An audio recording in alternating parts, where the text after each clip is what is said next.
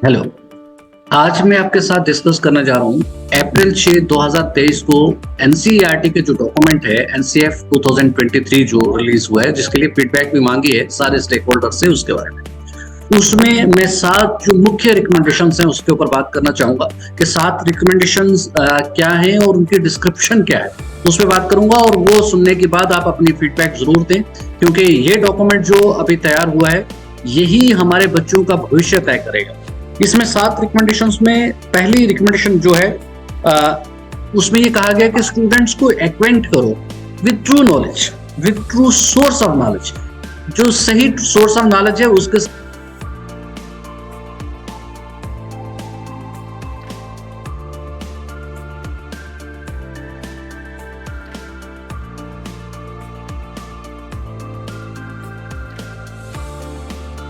दूसरी रिकमेंडेशन जो की है कि मॉरल डेवलपमेंट बच्चों की होनी चाहिए। मॉरल डेवलपमेंट के लिए उसमें जो है वो 5 फोल्ड डेवलपमेंट के लिए ये खास तौर से कहा गया है कि बच्चों की मॉरल डेवलपमेंट के लिए उसके लिए बैलेंस डाइट का होना भी बहुत जरूरी है। ट्रेडिशनल गेम्स का, योगा का, स्टोरीज का, सॉन्ग्स का, लोरी जो बचपन में कभी पेरेंट्स हमें सुनाते थे, वो लोरी सिस्टम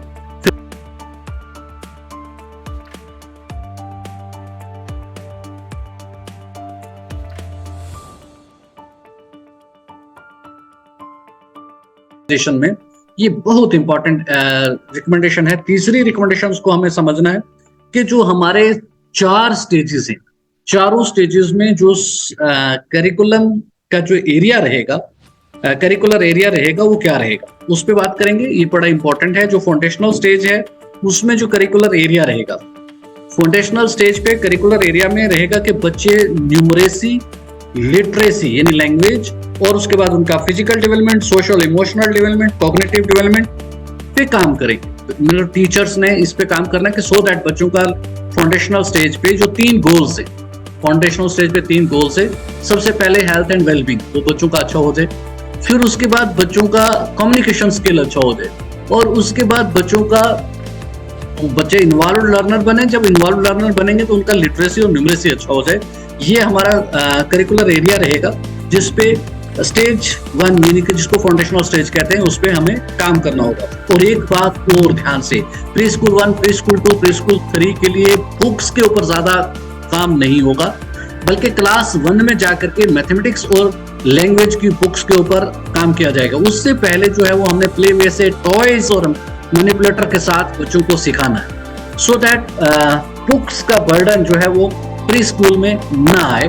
ये हमारी रिकमेंडेशंस में कहा गया है एनसीएफ 2023। उसके बाद जो हमारी इस प्री स्कूल के लिए, इवन क्लास 1 और क्लास 2 के लिए जो क्लासरूम कल्चर होगा, क्लासरूम में बच्चे रेजिमेंटल स्टाइल से नहीं बैठेंगे, उनको फ्री जोन मिलना चाहिए। बच्चे इधर उधर घूमें, टॉयज ब्लॉक्स को जोड़े तोड़े, तो उनको इस तरीके से होना चाहिए, ना कि उनको एक रेजिमेंट की तरह बिठा दिया और पूरा दिन साइलेंस और कीप क्वाइट के स्लोगन्स दे दे करके उनको चुप रखना है। नहीं, ऐसा नहीं है, बल्कि उनको फ्री जोन मिलना चाहिए, होम लाइक एटमॉस्फेयर मिलना चाहिए, एनवायरनमेंट मिलना चाहिए। ये इसमें हमारी रिकमेंडेशंस है फाउंडेशनल स्टेज के लिए।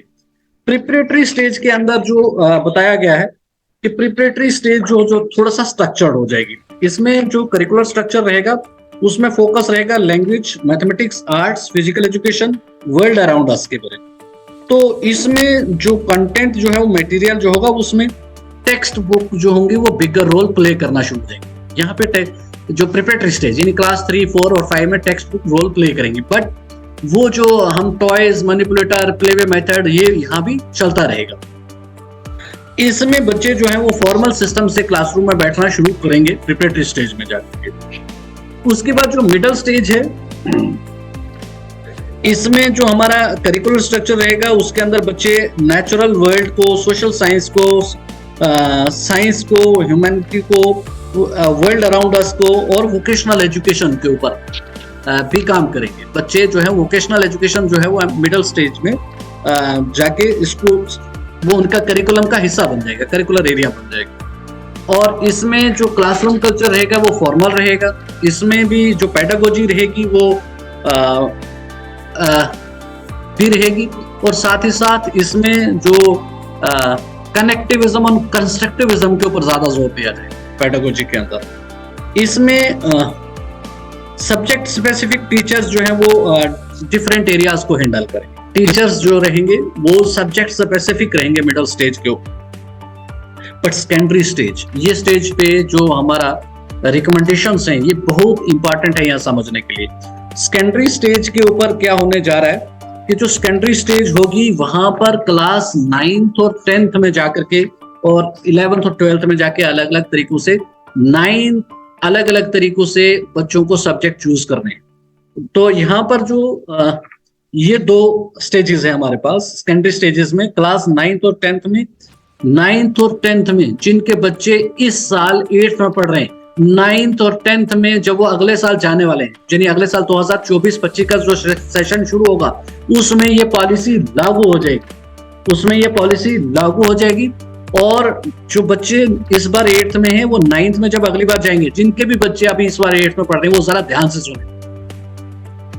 9th में बच्चों को उनको 16 9th और 10th दोनों क्लासेस में 16 कोर्सेज जो हैं उनको क्वालिफाई करने पड़ेंगे, उसके बाद सर्टिफिकेशन। और 16 कोर्सेज जो हैं उनमें जो हमारे पास 8 करिकुलर एरियाज तय किए गए। 8 एरियाज हैं, 8 एरियाज में से हर एक एरिया के 2 कोर्स उनको पढ़ने होंगे।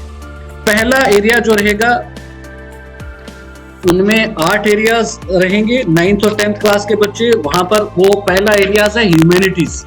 ह्यूमैनिटीज के अंदर जो सब्जेक्ट मिलेंगे उनमें से वो कोई 2 सब्जेक्ट चूज कर लेंगे। Mathematics and computing, mathematics and computing में जो कोर्स होंगे उनमें से कोई 2 कोर्स चूज करने हैं उनको। क्या क्या मैथमेटिक्स तो एक तो रहेगा ही, जो हमारा मैथमेटिक्स कोर्स रहता है, इसके साथ एक बिजनेस मैथमेटिक्स भी आ रहा है और उसके साथ साथ कंप्यूटर भी आ रहा है। इन 3 में से कोई 2 चूज करने होंगे बच्चों को। और फिर उसके बाद वोकेशनल एजुकेशन, कोई 2 कोर्स वोकेशनल के।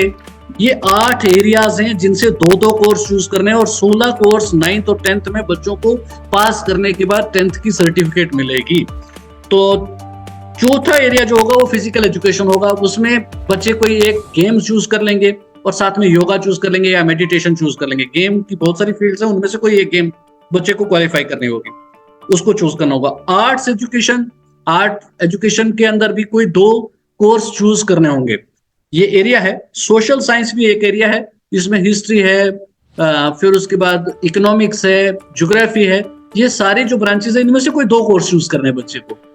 और 2 कोर्स चूज करके सोशल स्टडी की आज की डेट में जो भी 5 या 6 ब्रांचेस पढ़ाई जाती है उनमें से 2 ब्रांचेस को चूज करके 2 कोर्स बन जाएंगे और वो बच्चे 9th और 10th में कंप्लीट करेंगे। साइंस में जैसे फिजिक्स है, केमिस्ट्री और बायोलॉजी है, ये 3 कोर्सेज हैं, इनमें से कोई 2 चूज करने हैं बच्चे को। और 2 चूज करने के बाद इस एरिया से 2 कोर्स पूरे करने हैं। इंटरडिसिप्लिनरी एरियाज भी हैं। इंटरडिसिप्लिनरी एरियाज के अंदर जैसे कॉमर्स है, ये एक का इस्तेमाल दूसरे में जो होता है उससे भी कोई 2 कोर्स चूज करने होंगे। तो 8 एरियाज में से 2-2 कोर्स चूज करके 16 कोर्सेज बच्चे को पढ़ने होंगे। और ये 2024-25 का जो सेशन होगा उस पर ये बात लागू होगी। और जो पेरेंट्स जिनका बच्चा आज 8th क्लास में पढ़ रहा है तो उनको ये बात जरूर सुननी चाहिए। 9th में उनके बच्चे को 8 एरियाज में से 16 कोर्सेज चूज करने हैं। चॉइस बेस्ड सिस्टम होगा, कोई बाउंड्री नहीं रहेगी साइंस और आर्ट्स वाली।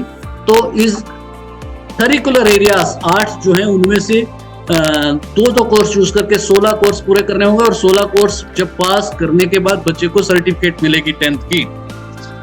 इसी तरह से जो 11th और 12th का डिजाइन रहेगा तो वहां पर भी 11th और 12th जो है उसमें भी 16 कोर्सेज जो हैं बच्चे को चूज करने होंगे ग्रेड 12th में। उसमें जो करिकुलर एरियाज है वो 3 करिकुलर एरियाज चुने, 3 करिकुलर एरियाज चुनेगा।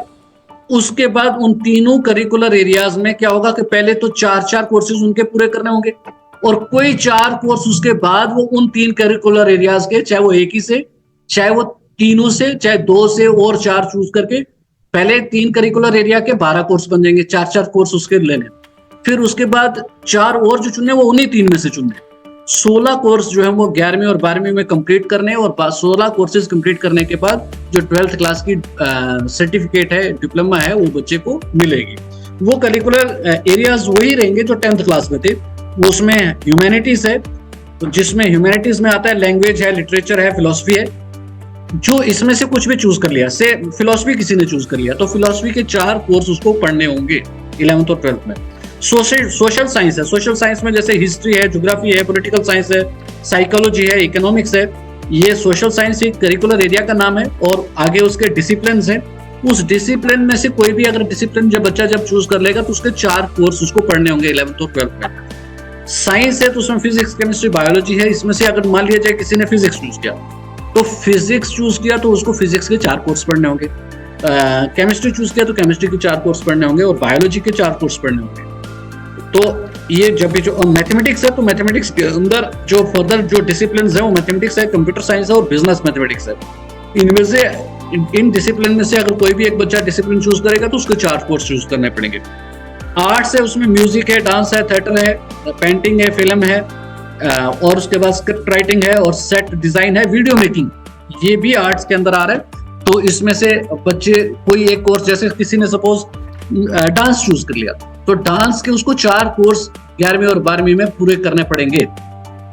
तो ये 11th और 12th के लिए सबसे पहले करिकुलर एरियाज जो हमारे पास 8 हैं, उन 8 में से 3 करिकुलर एरियाज चूज करने हैं और उन 3 के अंदर जो डिसिप्लिन पहले 3 चूज करेंगे उनके 4-4 कोर्स पढ़ने हैं और फिर एक और जो है 4 कोर्स जो इन्हीं 3 करिकुलर एरियाज में से चूज करने हैं। तो 16 कोर्स पूरे करने हैं 11 और 12वीं क्लास में और 16 कोर्स करने के बाद जो 12th क्लास के डिप्लोमा है वो बच्चे को दिया जाएगा और इसमें हर 6 महीने के बाद एग्जाम होगा। सेमेस्टर सिस्टम होगा 11th, 12th, 9th, 10th में इंटीग्रेटेड होगा। अगले साल से ये पॉलिसी लगने जा रही है। इस बार ये पॉलिसी फाउंडेशनल स्टेज पे चल रही है तो फाउंडेशनल स्टेज पे इसी साल से चलना शुरू हो जाएगी। और एक और इंटरेस्टिंग बात जो मैं आपसे डिस्कस करना चाहूंगा कि ये तो था सब्जेक्ट का कि हम लोग किस तरह से ओरल डेवलपमेंट, सबसे पहला जो रिकमेंडेशन थी कि वो स्टूडेंट्स को 2 सोर्स ऑफ नॉलेज से करना है, दूसरा मोरल डेवलपमेंट थी, तीसरा सब्जेक्ट कैटेगराइजेशन, ये रिकमेंडेशन में था जो मैंने आपके साथ डिस्कस किया। डिजाइन ऑफ एग्जामिनेशन की बात हो रही है। Students have to clear 8 board exams to obtain final certification. 8 board के एग्जाम बच्चे को क्लियर करने पड़ेंगे 12th का सर्टिफिकेट लेने के लिए, यानी कि 8 सेमेस्टर्स जो होंगे वो पूरे करने पड़ेंगे। बाकी जो सारे आपको 8th स्टैंडर्ड जो है वो स्कूल बेस्ड असेसमेंट रहेगा, मगर असेसमेंट होगा। तो उसके बाद exposure to multidisciplinary subjects, बच्चे को मल्टी डिसिप्लिनरी सब्जेक्ट के साथ एक्सपोजर किया जाएगा। ये रिकमेंडेशंस हैं एनसीएफ 2023 की। उसके बाद टीचिंग अप्रोच जो रहेगी, एनसीएफ ने प्ले बेस्ड अप्रोच जो रखी है वो 3 से 8 साल वालों के बच्चों के लिए प्ले बेस्ड अप्रोच रखी है। टेक्स्ट बुक जो है वो ग्रेड 1 से स्टार्ट होगी। टेक्स्ट बुक जो है वो ग्रेड 1 से स्टार्ट होगी। प्रिपरेटरी स्टेज के लिए यानी क्लास 3, 4, 5 के लिए students have to introduce, students को टेक्स्ट बुक का लैंग्वेज और मैथमेटिक्स के अंदर जो टेक्स्ट बुक है उनका यूज करना है और अप्रोच जो रहेगी वो डिस्कवरी बेस्ड अप्रोच रहेगी। मिडिल स्टैंडर्ड के लिए जो रहेगी वो कनेक्टिविज्म और कंस्ट्रक्टिविज्म रहेगा और आगे भी हायर के लिए भी कनेक्टिविज्म, कंस्ट्रक्टिविज्म ही अप्रोच रहेगी। अब इसमें एक और रिकमेंडेशन दी गई है कि जैसे मैथमेटिक्स जो है वो इससे पहले जो पढ़ाया जाता है उसमें बच्चों को फार्मूलाज वगैरह याद करने पड़ते हैं और उसमें रूट मेमोराइजेशन पे ज्यादा फोकस है, मगर जो अब नई रिकमेंडेशंस आई है उसके मुताबिक इवन हायर क्लासेस में भी बच्चे प्लेवे मेथड से, डिस्कवरी मेथड से, डिस्कशन मेथड से मैथमेटिक्स को सीखेंगे। तो ये हमारी रिकमेंडेशंस थी और इसके साथ मैं कुछ और बातें जोड़ना चाहूंगा कि अब जो हमारे स्कूलों का टाइम टेबल का एलोकेशन होगा, ये चौंका देने वाली खबर है जो मैं आपको बताने जा रहा हूँ। ये खबर नहीं है बल्कि डॉक्यूमेंट्स के अंदर पूरा मेंशन है। उन्होंने एक एग्जाम्पलर शो किया हुआ है डॉक्यूमेंट्स के अंदर, आप भी देखेंगे। तो जो हमारा क्लास फाउंडेशनल स्टेज की क्लासेस रहेंगी उनका टाइम 9 बजे से लेकर 2:30 बजे तक होगा। 9 बजे से लेकर 2:30 बजे तक उनका टाइम रहेगा, मगर जो उसके बाद की क्लासेस हैं यानी कि मिडिल स्टैंडर्ड और सेकेंडरी स्टैंडर्ड के लिए, उसके लिए थोड़ा सा आप ध्यान से सुनेंगे कि आने वाले सेशन में जो 9th क्लास में हमारे बच्चे एनईपी 2020 के साथ एडमिशन लेंगे उनका स्कूल सुबह 8:30 बजे लगेगा और शाम को 4:30 बजे छुट्टी होगी। 8:30 बजे से लेकर 4:30 बजे तक स्कूल रहेगा क्योंकि उनको 8 सब्जेक्ट पढ़ने। अब 8 सब्जेक्ट रहेंगे तो वो टाइम जो रहेगा वो सुबह 8:30 बजे से लेकर 4:30 बजे तक का टाइम रहेगा। तो वो आगे जो है वो आने वाले दिनों में हम लोगों को उस पर काम करना है, टाइम एलोकेशन रहेगी। तो यानी कि 8:30 बजे स्कूल 8 बजे खुल जाएगा और 8 बजे से लेकर 8:25 तक मॉर्निंग असेंबली होगी। 8 बजे से लेकर 8:25 तक मॉर्निंग असेंबली होगी। उसके बाद 5.5 मिनट क्लासेस में जाने का टाइम रहेगा और 8:30 बजे क्लासेस शुरू हो जाएंगी और ये क्लासेस शाम के 4:30 बजे तक रहेंगी और 4:30 बजे के बाद 5 मिनट बच्चों को क्लासेस छोड़ने में लगेंगे। तो 4:35 पे स्कूल ऑफ होगा। तो इन दिनों में एक सैंपल के लिए मैं बता रहा हूँ कि 8 बजे से लेकर 8:25 तक मॉर्निंग असेंबली रहेगी। फिर उसके बाद R1 यूनिट पे फर्स्ट लैंग्वेज का पीरियड हो जाएगा। तो ये पीरियड वीकली चेंज भी होते रहेंगे, मगर ये सारी बातें सैटरडे के दिन जो रहेगा वो अलग से रहेगा। सैटरडे के दिन जो रहेगा कि वो हाफ डे तक बच्चे जो होंगे वो अगर उनके कुछ लर्निंग गैप्स हैं तो उनके ऊपर देखेंगे और हाफ डे के बाद वो इमोशनल, सोशल और उसके बाद लाइब्रेरी, इसके रिलेटेड जो है वो डिस्कशन करेंगे। और एक जरूरी बात यह है कि जो एनुअल ईयर्स में बच्चों को वक्त देना है सेकेंडरी स्टेज पे, लैंग्वेज को 86 आवर्स 86 घंटे R1 यानी फर्स्ट लैंग्वेज को 86 घंटे जो है वो बच्चों को टाइम मिलेगा स्कूल में। सेकेंड लैंग्वेज को 71 यानी 71 घंटे बच्चों को टाइम मिलना चाहिए। मैथ्स को 143 143 घंटे जो है वो उन्होंने पूरे साल के अंदर मैथ्स के अंदर बच्चों को देने। आर्ट्स में 114 घंटे, फिजिकल एजुकेशन पे 100 घंटा, साइंस में 129 घंटे, सोशल साइंसेस में 143 घंटे और उसके बाद जो वोकेशनल एजुकेशन रहेगा उसके ऊपर जो है वो 143, उस पर भी 143 घंटे और इंटरडिसिप्लिनरी जो सब्जेक्ट्स रहेंगी उसके अंदर भी 143 घंटे रहेंगे। तो हमारे पास जो है वो तकरीबन 8 मेन सब्जेक्ट है और एक लैंग्वेज, 9 सब्जेक्ट्स के ऊपर बच्चे जो है वो काम करेंगे। तो 8 कोर्सेज जो है उनको चूज करने हैं। तो इन 8 कोर्सेज के अंदर इस तरह की रिकमेंडेशंस हैं। आप इसको जरूर पढ़िए, डॉक्यूमेंट्स को नेट के ऊपर अवेलेबल है। 682 पेजेस का ये डॉक्यूमेंट है, इसको जरूर पढ़े। मैंने ब्रीफ में इसकी जो रिकमेंडेशंस थी 7 वो आपके साथ शेयर की।